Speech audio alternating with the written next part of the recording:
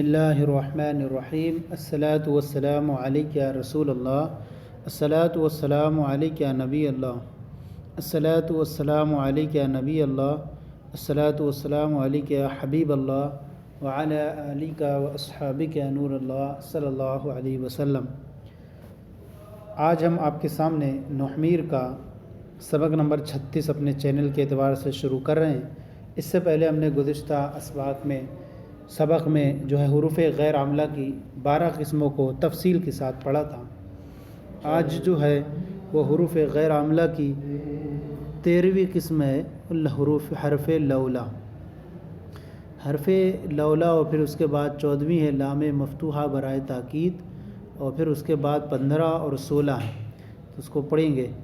حرف لولا یہ حروف غیر عاملہ کی جو 13ویں قسم ہے، اور اس سے پہلے گزر چکا کہ لو شرط اور جزا دونوں کے انتفاع پر دلالت کرتا ہے۔ جب لو کے بعد لا آتا ہے تو شرط منفی کی نفی ہو جاتی ہے۔ جب لو کے بعد لا آ جاتا ہے تو شرط منفی کی نفی ہو جاتی ہے، جس کا مطلب یہ ہوتا ہے کہ شرط موجود ہے۔ لولا اس بات پر دلالت کرتا ہے کہ دوسرے جملے کا مضمون اس لیے منتفی ہے کہ پہلے جملے کا مضمون موجود ہے۔ تو وہاں تھوڑا لو میں فرق تھا کہ شرط اور جزا دونوں کے انتفاع پر دلالت ہوتی تھی، اور لولا میں جو ہوتا تھا اس بات کی کہ شرط موجود ہے لیکن اس کی جو جزا ہے، کہیں گے اس جملے کا بعد والے کا جو مضمون ہے وہ فوت ہو جاتا ہے۔ اس کو یوں دیکھیں، بیان فرما رہے ہیں حرف لولا یہ بھی 2 چیزوں پر داخل ہوتا ہے جن میں سے پہلی موجود ہوتی ہے اور دوسری منتفی، جبکہ لو میں جو ہوتا ہے دونوں مفقود ہوتی ہیں، دونوں منتفی ہوتی ہیں، اور لولا میں پہلی موجود ہوتی ہے اور دوسری منتفی، اور اس بات پر دلالت کرتا ہے لولا کہ وجود اول کے سبب ثانی منتفی ہے، یعنی اول کا وجود ہے تو اس لیے ثانی نہیں پایا جا رہا ہے۔ جیسے لولا علی لہلک عمر، اگر علی نہ ہوتے تو عمر ہلاک ہو جاتے۔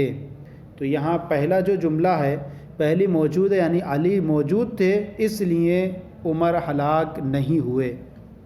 تو یہ پہلی چیز کا وجود ہوتی ہے اور دوسری منتفی ہو جاتی ہے۔ تو یہ پہلی چیز موجود ہوئی اور دوسری عمر کا ہلاک ہونا یہ منتفی ہو گیا، کیونکہ علی جب موجود تھے تو عمر ہلاک نہیں ہوئے۔ مزید بیان فرماتے ہیں کچھ چیزیں، خیال رہے کہ نحوی حضرات لولا کے بعد آنے والے دوسرے جملے کو جواب لولا کہتے ہیں۔ تو لولا علی لہلک عمر میں یہ لہلک عمر یہ جواب لولا ہے، اور چونکہ یہ حرف شرط نہیں ہے اس لیے پہلے جملے کو شرط نہیں کہہ سکتے۔ جیسے لولا علی لہلک عمر، اگر علی نہ ہوتے تو عمر ہلاک ہو جاتے۔ پہلے جملے کا مضمون ہے وجود علی، یعنی علی کا پایا جانا، اور دوسرے جملے کا مضمون ہے ہلاکت عمر، یعنی عمر کی ہلاکت اس لیے نہیں پائی گئی کہ علی موجود تھے رضی اللہ تعالی عنہما۔ تو سمجھ میں آ گیا ہوگا کہ لو اور لالا میں فرق یہ ہے کہ لو جو ہے انتفاع اول کے سبب انتفاع ثانی ہوتا ہے، اور یہاں لولا میں جو ہوتا ہے وجود اول کے سبب سے ثانی کا منتفی ہوتا ہے۔ تو پہلا پایا جاتا ہے تو اس وجہ سے دوسرا نہیں پایا جاتا۔ اب اس کے بعد مزید آپ کے سامنے یہ چیز بیان فرما رہے ہیں، حروف غیر عاملہ کی 14ویں قسم جو ہے وہ لام مفتوحہ برائے تاکید۔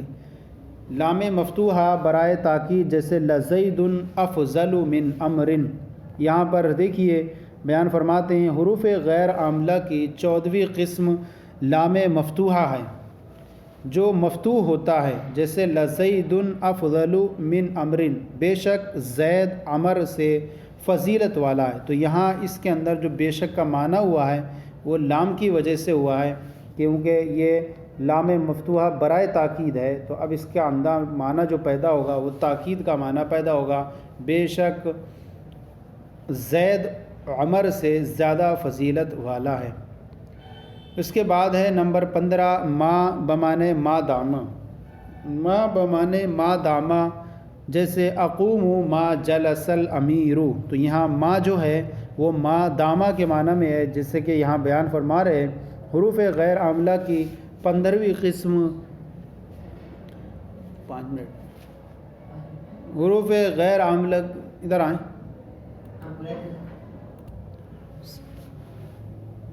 تو حروف غیر عاملہ کی 15ویں قسم ما بمانے ما دامہ ہے. ما بمانے ما دامہ ہے. حروف مصدریہ میں سے ما کا ذکر پیچھے گزر چکا ہے. اب یہ ما دامہ ہے، اس کا جو مفہوم ہوتا ہے وہ یوں ہوتا ہے کہ اقوم ما دام الامیر جالسا، میں کھڑا رہوں گا جب تک کہ امیر بیٹھا ہے. تو یہاں ما بمانے ما دامہ ہے، اس کا ترجمہ ہوگا میں کھڑا رہوں گا جب تک کہ امیر بیٹھا ہے. تو یہ حروف غیر عاملہ کی 15ویں قسم ہوئی ما بمانے ما دامہ. اب یہاں پر آگے بیان فرما رہے ہیں حروف غیر عاملہ کی 16ویں قسم ہے حروف عطف. اور حروف عطف یہ 10 حروف ہیں. نمبر 1 واو، 2 فا، ثم، حتی، اما، او، ام، لا، بل، لیکن. اب یہاں پر اس کے بارے میں مزید یہ بیان فرما رہے ہیں حاشیے میں حروف غیر عاملہ کی 16ویں قسم حروف عطف ہے اور وہ یہ 10 ہیں واو، فا، ثم، حتی، ام، او، اما، ام، بل، لیکن، لا.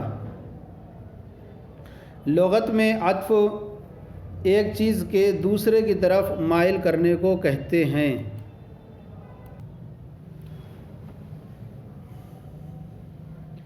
ام، بل، لیکن، لا. لغت میں عطف ایک چیز کے دوسری کی طرف مائل کرنے کو کہتے ہیں. نحویوں کے نزدیک اعراب وغیرہ احکام میں معطوف کو معطوف علیہ کی طرف مائل کرنے کو کہتے ہیں. جیسے ہم کہیں جاء زید و عمر، تو زید یہ معطوف علیہ ہے اور بیچ میں واو آ گیا اور دوسرا عمر جو ہے یہ معطوف ہے. تو پہلے معطوف علیہ آتا ہے، ایک ان کے ذریعے سے ایک اسم کو دوسرے اسم پر عطف کرتے ہیں. تو نحویوں کے نزدیک اعراب وغیرہ احکام میں معطوف کو معطوف علیہ کی طرف مائل کرنے کو کہتے ہیں. حرف عطف کے ما قبل کو معطوف علیہ اور ما بعد کو معطوف کہتے ہیں. جیسے جاء زید و خالد، تو حرف عطف واو ہے یہاں پر، اس سے پہلے والا جو زید ہے وہ معطوف علیہ بنے گا اور واو کے بعد جو آ رہا خالد یہ معطوف کہلائے گا. تو اس طرح سے آج ہمارا جو ہے حروف غیر عاملہ کا جو بیان تھا وہ آپ کے سامنے پیش کیا گیا اور یہ مکمل ہو گیا. حروف غیر عاملہ کی 16 قسم ہم نے تفسیر کے ساتھ پڑھنے کی سعادت حاصل کی. آج کا یہ سلسلہ ہمارا مکمل ہوا. آپ کو یہ سلسلہ کیسا لگا ضرور بتائیں. اگلے لیسن میں استثناء کا بیان شروع کریں گے. ضرور بتائیں، اگر کوئی کمی ہو تو اصلاح فرمائیں. ہمارے چینل کو سبسکرائب کریں، دوسروں کو شیئر کریں تاکہ دوسرے بھی آپ کے ساتھ ثواب میں شریک ہو جائیں. جزاکم اللہ خیرہ. اللہ آپ کے علم میں برکت عطا فرمائے.